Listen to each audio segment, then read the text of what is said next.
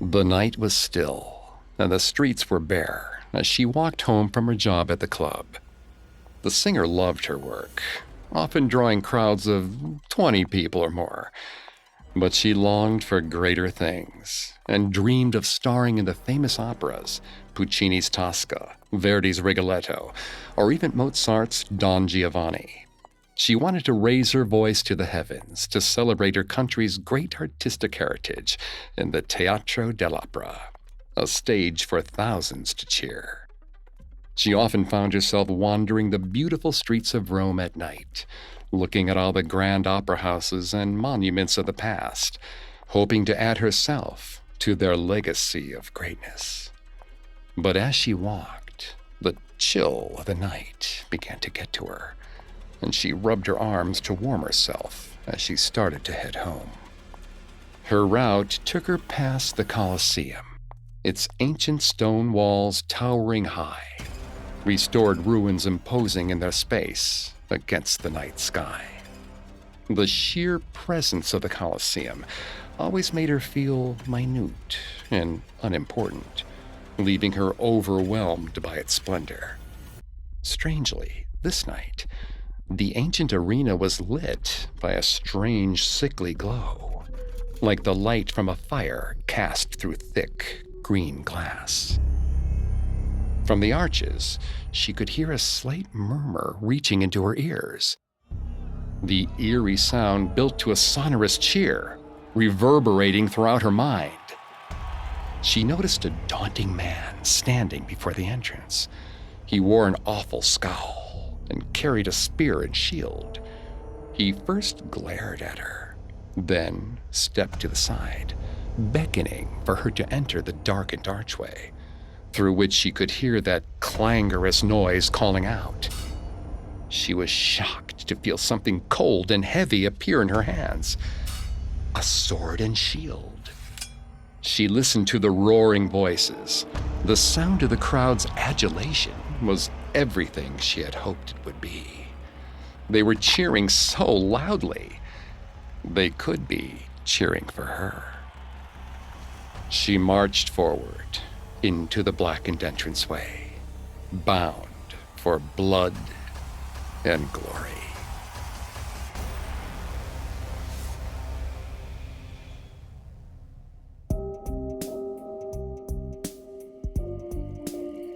Welcome to Haunted Places, a Parcast original.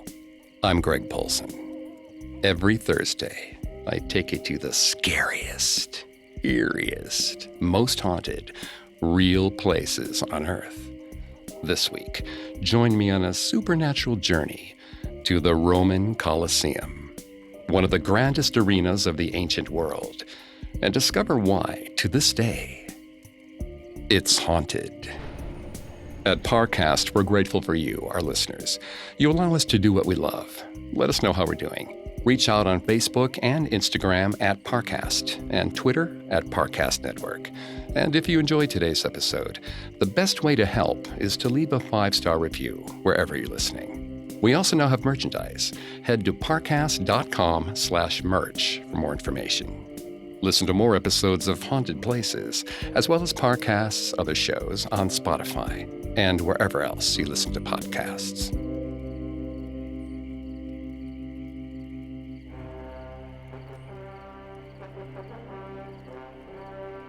Of all the grand monuments of the ancient world, none have as bloody and glorious a history as the Roman Colosseum. It stands over 3 stories tall, with archways spanning the walls and columns forming the support structures. The massive arena stretches 620 feet long and 513 feet wide, about the size of a modern-day football stadium. The Colosseum was commissioned sometime in the years 70 to 72 CE. The Roman Empire had been reeling after the chaotic and egomaniacal rule of Emperor Nero. His self-serving decadence caused the common people to resent Roman royalty. So when Vespasian claimed the throne, he was determined to preserve his own rule by serving the average citizen. He tore down the remains of Nero's palace and pledged that he would build the greatest sporting arena that Rome had ever seen, A grand locale within which the Roman people could witness fantastic bouts of gladiatorial combat. Given the scope of the project, it took several years just for the foundations to be laid, built with beautiful Roman concrete and delicately carved stone. The seats were made of marble, and the walkways hosted intricate artwork upon their walls. By 79 CE, the construction was close to finished, although Vespasian would not live to see it completed. He caught an illness and died of diarrhea, his friends holding him on his feet as he defecated, because he believed an emperor should not die lying down.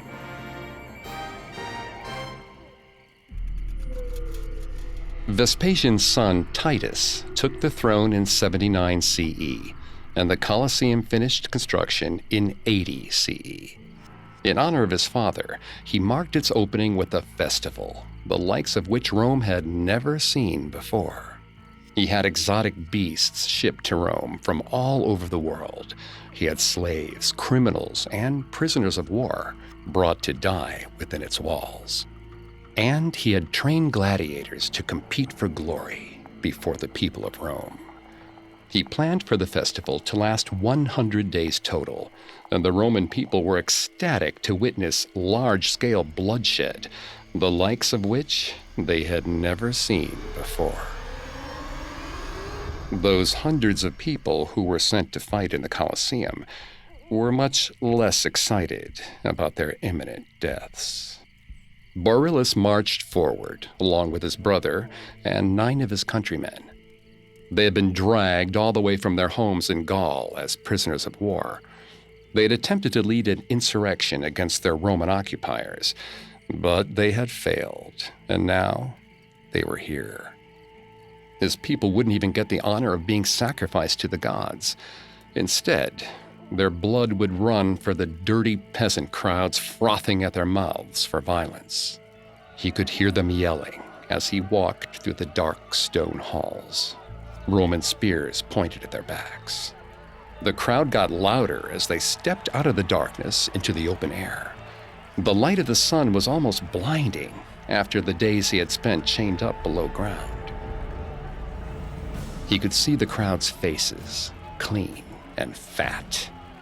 The walls stretched higher than any he had ever seen before, and rows of seats packed with horrid people stretched further than he could see. The Romans moving like a mass of hostile flesh, their eyes wild with bloodlust as they brayed like vicious donkeys, just hoping to see him die. The arena itself stretched hundreds of feet, a wide open place with almost nothing in the middle, presumably so as not to obstruct the view. The emptiness almost made his imminent death all the more horrifying, as he was clueless as to what he was about to face. He had no choice. As he stepped into the sand, he felt his foot dampen, as if stepping in dew. He looked down to see that the ground was deep crimson red, pools of blood gathering all across the battlegrounds. He had seen fields drenched with the blood of war before, much of which he had spilled himself. But this, he had never seen anything quite like this. Each step he took went deeper and deeper into the field of blood. His countrymen walked with him as the Romans shut the gates behind them. He saw a glint of steel in the center of the massive field, and his pulse quickened. He raced forward, his feet almost slipping in the slurry beneath him. As he approached the center, he saw that the metal was exactly as he had hoped. Swords of the dead piled there for his use. He reached for the hilt of a sword and grasped it, only to feel a piercing pain in his palm. He dropped the weapon and looked more closely at the pommel to see small, sharp metal spikes dripping with his blood. The stadium began to shake with the clamor of voices around him. He looked up, his eyes darting all around, seeking the cause of the commotion. Then he saw it. Several yards behind him, a full-grown lion was tearing into the flesh of his brother, its long fangs pulling tendons and muscles out of his neck. In the distance, he saw another lion pursuing his unarmed countrymen, its claws slicing through their skin like daggers as they ran away, helpless. He turned his eyes back to the wicked swords. They hurt so much to hold, but his brother had just fallen, and these blades were his only chance at living. He grabbed the hilt and gripped it tightly. The spikes on the blade grew longer as he squeezed, piercing deeper into his palm. He got to his feet and turned to the nearest lion, still chewing on his brother's corpse. He stabbed at the beast's neck, the blade striking quick and cutting deep, the cat's blood spraying onto the ground. Yet as the metal met flesh, the sword shook, the force of the impact pushing the spike through his hand. The pain was almost overwhelming, but the lion turned to defend itself from the sudden attack, trying to strike at him as it bled. He swung his blade, metal connecting with fur and flesh. Yet each blow shook the spike, its point tearing through his own hand. With each movement, the blade worked its way through his flesh, his grip weakening as his fingers went numb, and his palm felt as if it were being split in two. With one final blow, the lion dropped to the ground. But his blade dropped too. He looked at his hand and saw his fingers hanging limp. The spike had torn through his muscle and shattered his bone, leaving a mangled, pulpy gash in place of his hand. He turned and looked at the carnage around him. The lion had torn through 5 of his countrymen, but the rest of the stadium seemed eerily empty. Then he heard a great clank from directly behind him. He turned around. The ground itself had dropped down, sand spilling, and blood flowing down into a great black hole beneath him. From the hole, he saw a flash of white, 2 vicious white eyes staring at him from the abyss. He heard a beastly, bloodthirsty cackle, the unbearable sound of death itself. Borealis looked in the darkness, then looked at the sword on the ground, its pommel slick with his blood, bits of his skin sticking to its spikes. He took a deep breath in, then lunged for the sword, grasping it with his uninjured hand. He grimaced from the pain. He would fight whatever this horrid monster was, but he hoped it would kill him. He had always wanted to die with a sword in his hand. People who witnessed the great shows of Roman bloodshed firsthand wrote about the wonders of the Colosseum. They said that during the great hunts of exotic animals, the beasts could appear at any moment from any corner of the battlefield, almost as if materializing out of thin air. In reality, the Colosseum functioned much like a modern-day stage. The base of the battleground was built out of wood and covered with sand to give it the illusion of being ground. In reality, there is a series of complex tunnels, hallways, gears, and pillars beneath the stage, called the hypogeum, a Greek word meaning underground. Scores of men would move about the hypogeum, pushing and pulling cages filled with animals to all corners of the Colosseum. Using various devices, they would raise the cages to the floor above and place their openings against ramps that would lower downwards. Thousands of animals died within the walls of the Colosseum, and many people died fighting them. It should come as no surprise that such bloody sport resulted in the hauntings that would follow in centuries to come. Even 2,000 years later, the locals of Rome can hear the cacophonous wails of the menagerie of beasts that were slaughtered in the arena. Their spirits, and the spirits of the men who died fighting them, roar out into the air as their endless fight draws a ceaseless pouring of blood, all to feed the glory of the Roman Empire. Coming up, we'll continue examining the bloody history of the Colosseum. And now, back to the story. For 4 centuries, the Colosseum was the cultural center of the Roman Empire. Emperors and noblemen would fund exorbitant festivals, almost all of which involved blood sports of some kind. Being a patron for the festivals was often a show of wealth and social status, and it came with several perks. The patron who funded the games got a personal box with a great view of the battlefield, and the patron also decided who lived and who died. When 2 gladiators fought in the Colosseum, the fight would continue until one was incapacitated. If the felled opponent fought well, the audience would cheer for them to keep them alive. If the felled opponent fought poorly, the audience would boo and encourage the opponent to be put to death. However, the loser's life was ultimately subject to the approval or disapproval of the patron.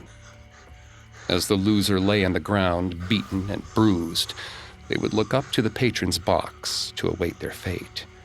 Contrary to popular belief, if the patron turned his or her thumb down, the swords were sheathed and the man would live to fight another day. However, if the patron turned his or her thumb upwards, the victor would strike the final death blow, executing the conquered combatant for all the crowd to see. These battles occurred with startling regularity for over 400 years, the building's incredible architecture standing strong against the desolation of time. However, while the Colosseum persisted, the events that took place within soon faced opposition from the Roman people themselves, as significant segments of the population converted to Christianity. Christian monks and priests were appalled by the common practice of violence and bloodshed as entertainment. They thought gladiator fights ungodly and unlawful, and wished to put an end to the carnage. According to Christian tradition, this cultural distaste for gladiatorial combat came to a head on January 1st, 404 CE, when an ascetic monk from Egypt named Telemachus was visiting Rome. He attended a festival in the Colosseum to witness the horrors firsthand. He was so powerfully affected by the inhumanity he saw that he leapt from the stands and raced onto the battlefield. He sprinted to the soldiers and attempted to pull them apart from each other, all while shouting at the crowd in an attempt to convince their hearts to care for their fellow man. Rather than listen to Telemachus's concerns, the audience was upset that their entertainment had been interrupted. They booed and began throwing food at the monk. Telemachus was not discouraged. Instead, he shouted louder, only igniting the crowd's wrath. They began throwing stones. Rock after rock, stone after stone crashed against Telemachus's frame. And soon after he had pleaded for the crowd to spare the lives of the gladiators, the crowd saw his blood spill onto the sand instead. Telemachus's sacrifice was not in vain. The Emperor Honorius himself was a Christian, and when he saw Telemachus's martyrdom, he was moved by this display of faith. 3 days after Telemachus's death, Honorius issued a decree banning all blood sports within the Roman Empire. Chariot races and other feats of athleticism were still performed within the Colosseum, but the Christianized public's decline in interest and later collapse of the Western Roman Empire soon left the Colosseum abandoned and in disrepair. Then, over time, the Colosseum faced numerous natural disasters, including lightning strikes, fires, and earthquakes. It suffered particularly drastic damage in 847 CE and 1231 CE, as 2 devastating earthquakes led to the collapse of much of the upper levels of the Colosseum and the destruction of the Colosseum's south wall. As the Colosseum lay in disrepair and desolation, and Rome entered the Middle Ages, they decided to save some money by reusing stone rather than mining for new stone. The people began scavenging from the wreckage, repurposing the Colosseum's materials to build cathedrals, and its iron to build swords. However, those spirits who had grown fond of their eternal resting place did not take kindly to the ransacking of their home. Dominicus scaled the walls of the Colosseum in darkness, hoping his foray into the arena would go unnoticed.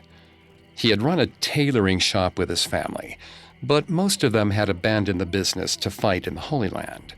The sole member of his family remaining in Rome, he found himself nearly destitute.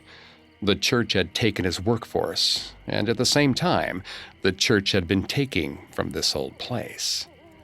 He was a good Christian man. Why shouldn't he be allowed to do the same?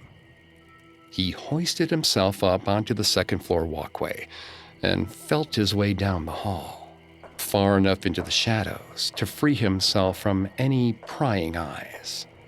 He pulled his oil lamp out of the sack strapped across his back and lit the flames.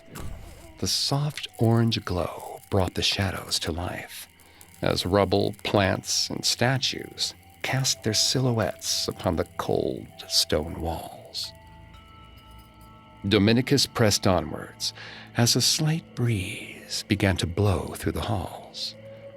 The air carried dust to his nostrils and some pollen from the plants that had sprung up within the building's walls. Yet even as mucus began to build within his nose, he could still smell the slight iron-tinged scent of blood. Dominicus pinched his nose, discomforted by the smell.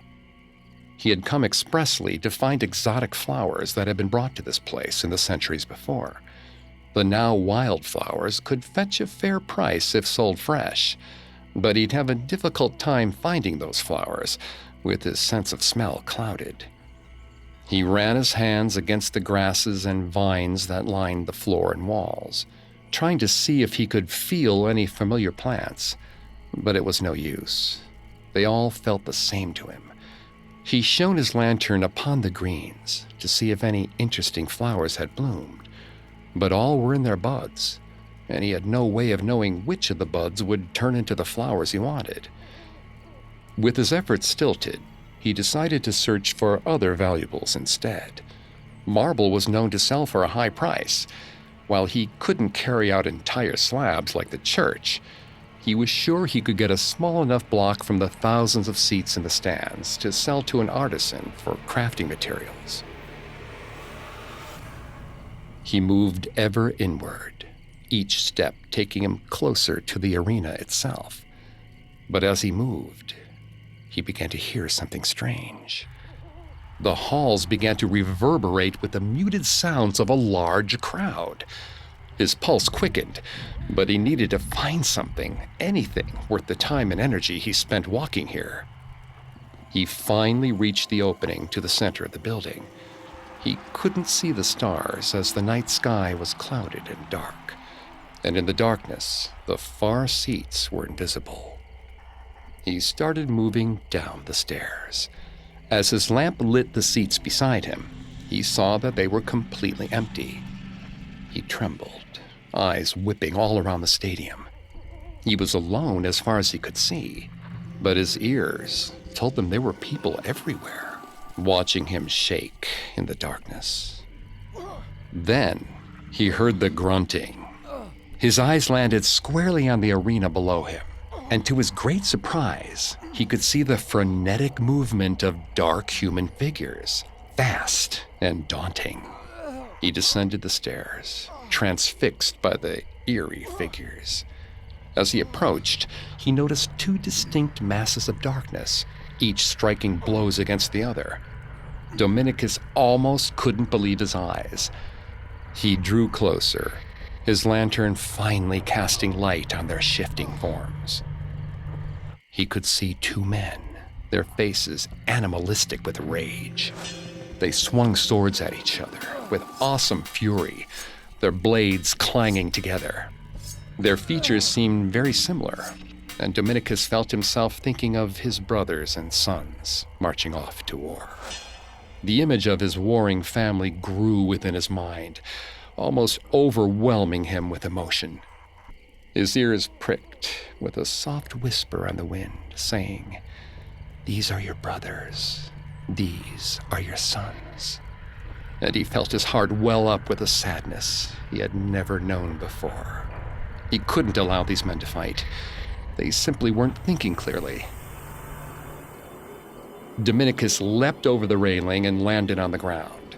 He waved his lantern, hoping to get the men's attention, shouting at them to stop. They continued fighting, and he watched in horror as one man slashed the other's chest, knocking him down, blood pouring onto the ground. Dominicus rushed forward, hands outstretched, as the standing man raised his sword. He grabbed the man's arm, and in a second, his lantern went out. The sounds of fighting went silent. He could no longer feel the man's skin against his palm. The only sign that they had been here were a series of frenetic footprints left upon the ground. The air around him began to reverberate with the voices of thousands, all booing more loudly than he could bear.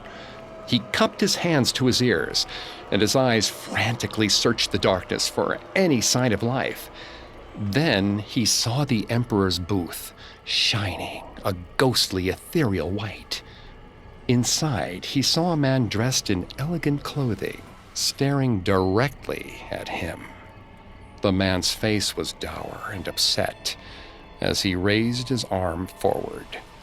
The crowd hushed, sound in the arena going from overwhelming to non-existent in an instant.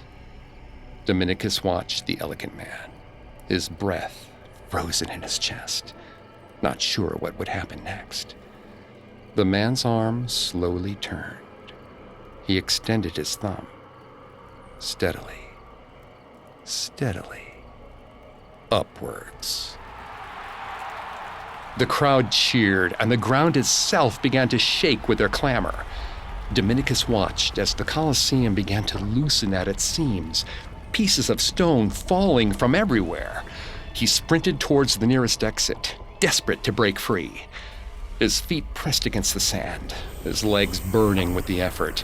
Yet, as he stepped ever forwards, he heard a crack, then felt a searing pain in his shoulder as a rock the size of an apple crashed against him. He dropped to the ground, crippled by the pain. He writhed in the dirt. Then he looked up and saw a spectral man looking down on him. He had a long beard and wore the robes of an ascetic monk, his face mournful and sad. As he heard another larger crack, Dominicus considered the church's actions and the monk's fate. Perhaps the church had seen more blood spilled here than he had realized. The vast array of exotic animals that were brought to die in the Colosseum also brought with them the plants of their homelands. Seeds stuck to their fur or contained within their stomachs would plant themselves within the stones and ground of the great building. And when the Colosseum fell into disrepair, these seeds began to flourish.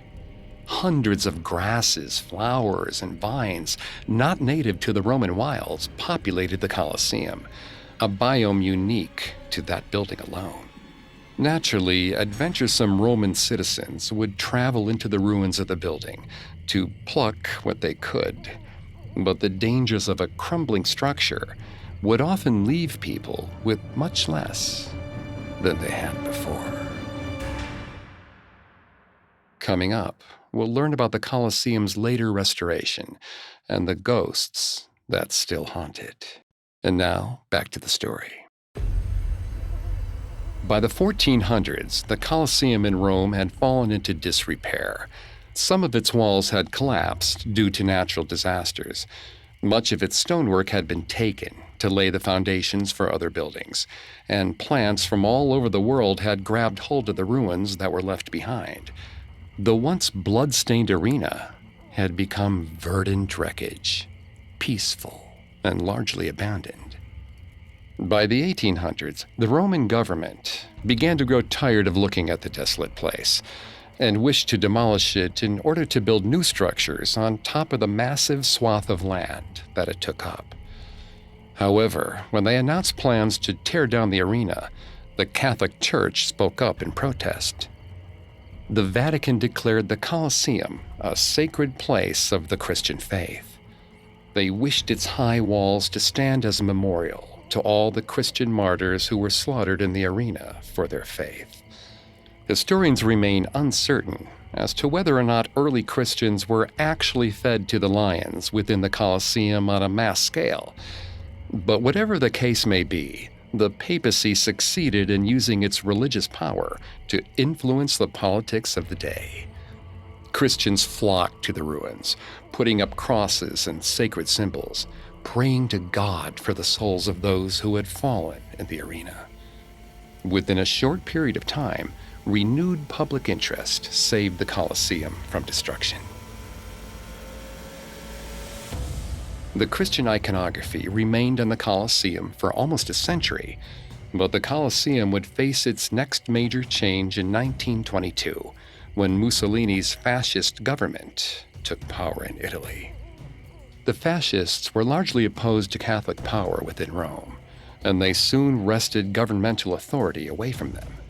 In order to appease the largely Christian Italian populace, the fascists allowed the papacy to divest from the state by declaring Vatican City its own nation. After that, it wasn't long before Mussolini began working to remove the church's influence over the Italian people. The Colosseum is one particularly clear example of this.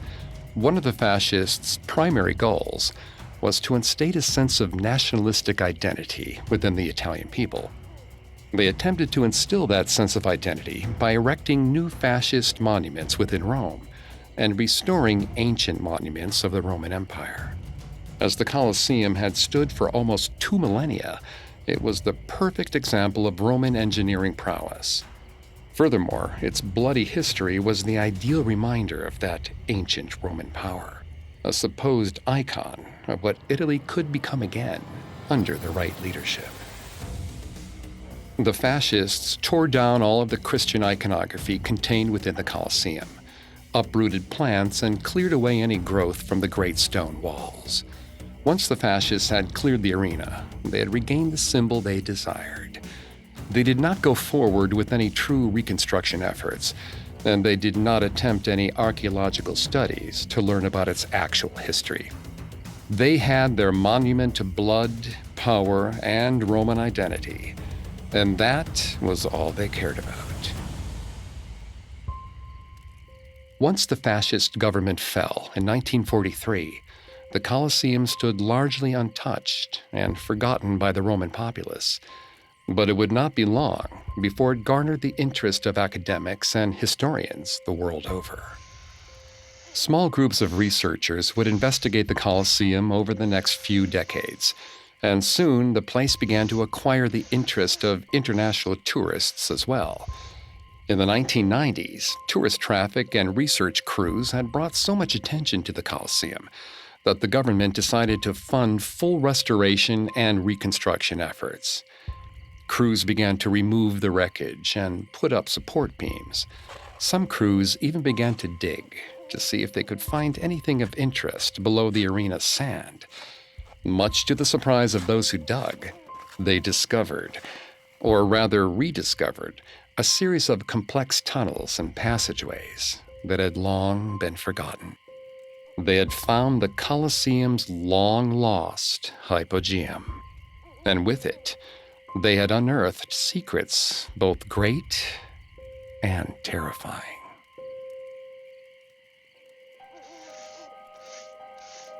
Nancy brushed at the stone on the floor, trying to reveal the symbols and markings left behind from the years before. She had come to Rome all the way from the United States to work on her doctoral thesis on ancient Rome, and the opportunity to explore the Colosseum had been an absolute godsend. She had already helped discover wedges and levers she believed were used to raise cages up to the arena, And now she had been exploring an entirely new and fascinating arrangement of sloughs and lead pipes, the purpose of which was entirely unknown to her and historians at large. She had finally chanced upon some etchings that she thought might explain their use, and she stayed well after everyone else left, just so she might get to the bottom of this mystery. The sun had already begun to set, and she had turned on a work lamp to keep brushing. She was sure that if she kept searching, if she just kept searching, she could beat the others. She could tell the world what she had found.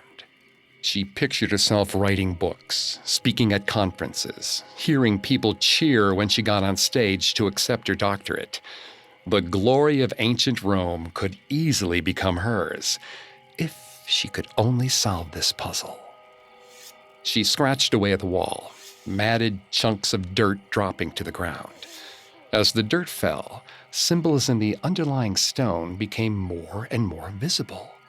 Even though they were worn down by the ages, she could finally see the light imprints of ancient Latin carved into the facade.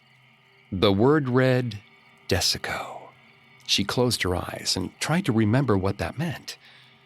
Desiccation was an English word for drying something in extreme fashion, so perhaps the Latin root word desico meant something similar. She peered closely at the pipes and troughs near her, winding off into the dirt. Perhaps this word simply meant these waterways were some sort of drain? She unscrewed the lid from her water bottle and poured some water into the floor. She watched as it rested for a moment, then flowed into the dirt, much as water would roll down a drain.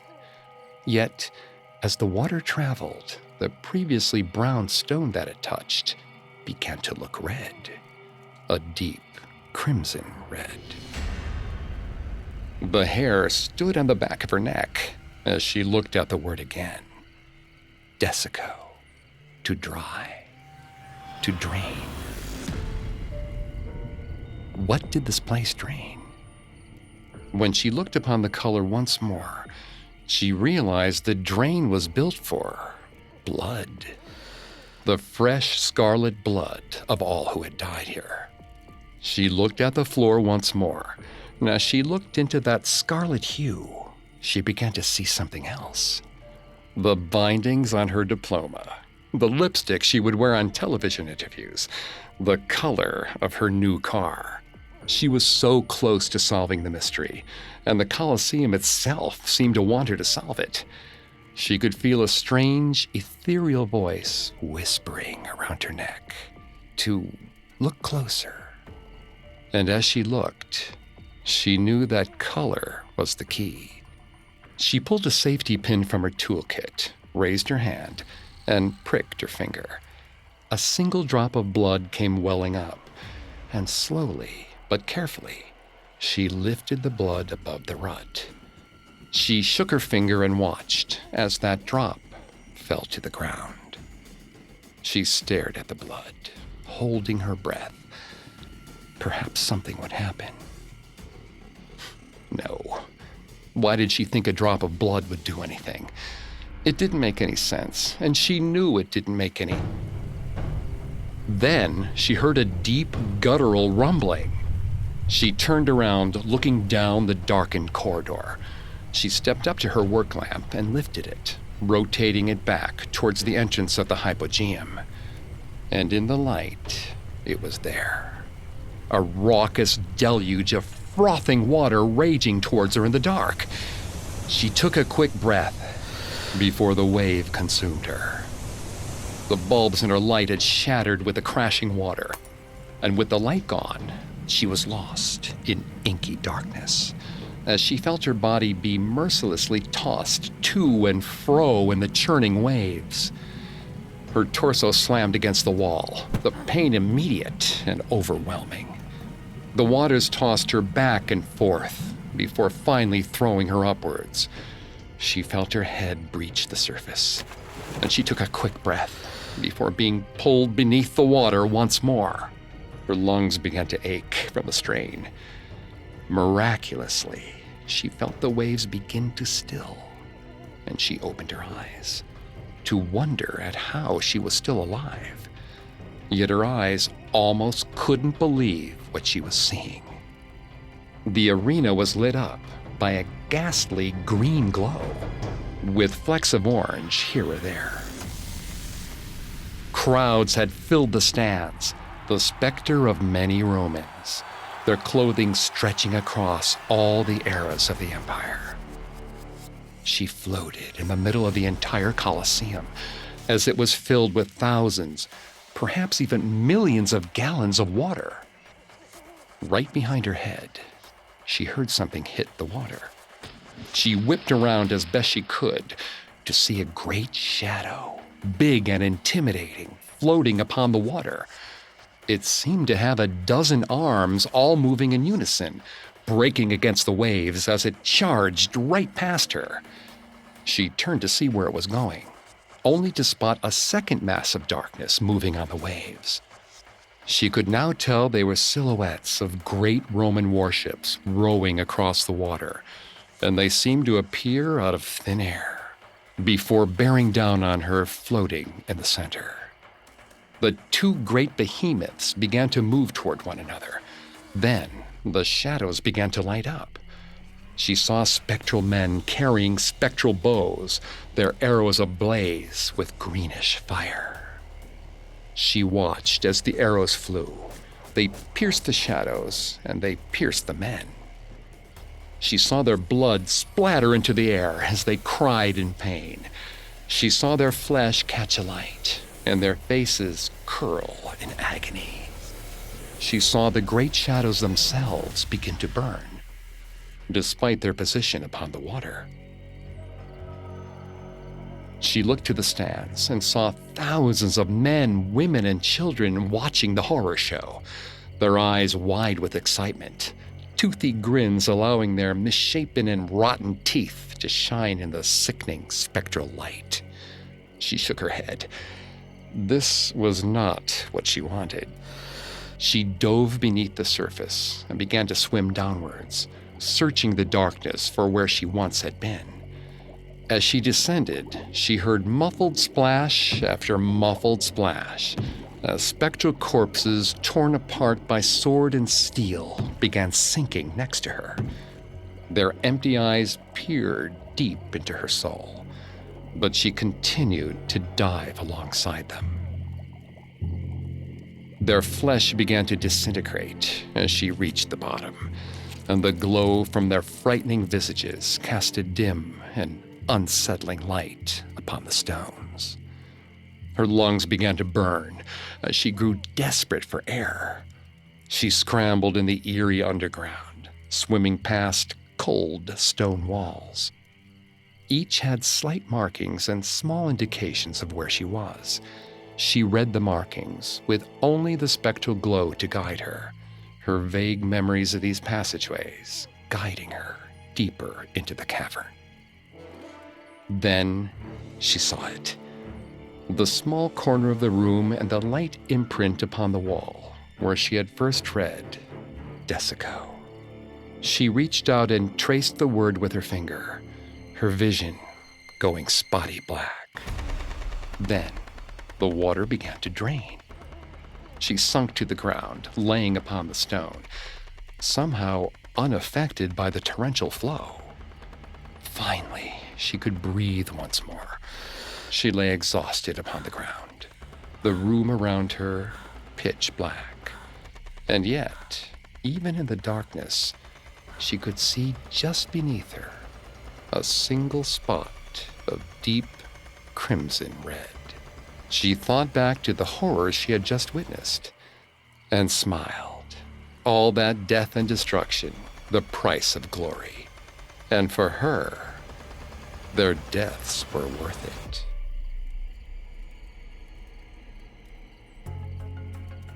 The hypogeum is one of the most fascinating parts of the Colosseum that is still standing today.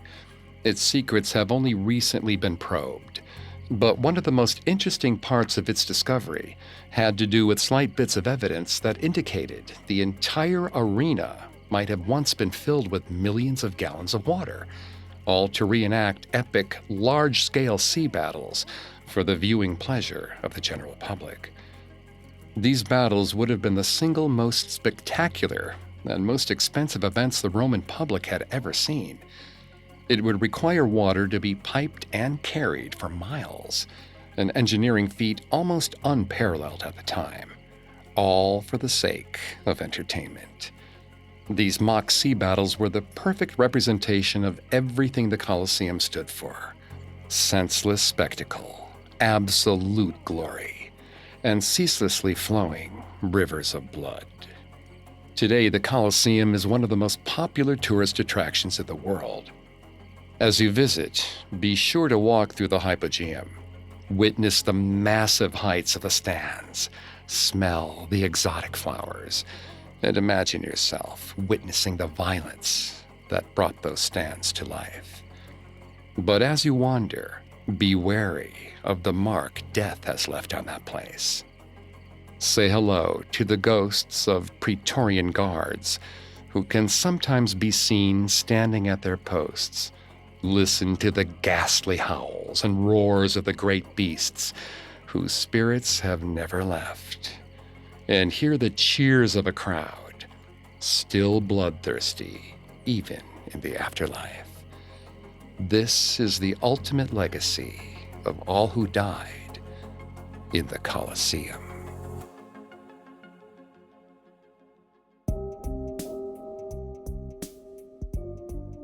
Thanks again for tuning into Haunted Places. We will be back on Thursday with a new episode. You can find more episodes of Haunted Places, as well as all of Parcast's other shows on Spotify and wherever else you listen to podcasts. Several of you have asked how to help us. If you enjoy the show, the best way to help is to leave a 5-star review. And don't forget to follow us on Facebook and Instagram at Parcast and Twitter at Parcast Network. I'll see you next week. Haunted Places was created by Max Cutler, is a production of Cutler Media, and is part of the Parcast Network. It is produced by Max and Ron Cutler. Sound design by Carrie Murphy, with production assistance by Ron Shapiro and Paul Liebeskind. Additional production assistance by Maggie Admire and Carly Madden. This episode of Haunted Places was written by Giles Hofseth. I'm Greg Polson.